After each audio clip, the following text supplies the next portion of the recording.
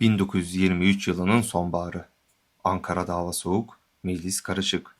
Hükümet krizi derinleşirken milletin kaderini belirleyecek karar henüz verilmemiştir. O akşam 28 Ekim 1923 Çankaya Köşkü'nde bir masa kurulur.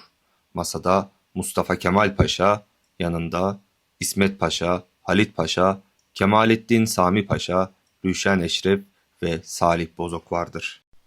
Yemek boyunca sessizlik hakimdir. Sonra Mustafa Kemal Paşa tarihe geçecek o sözü söyler.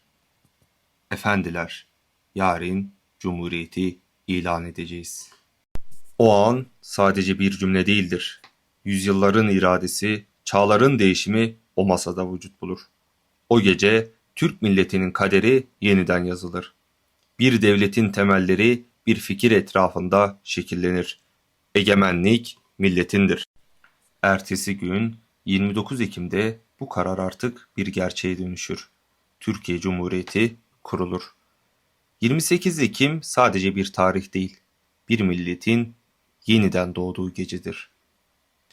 Cumhuriyetin karar gecesi.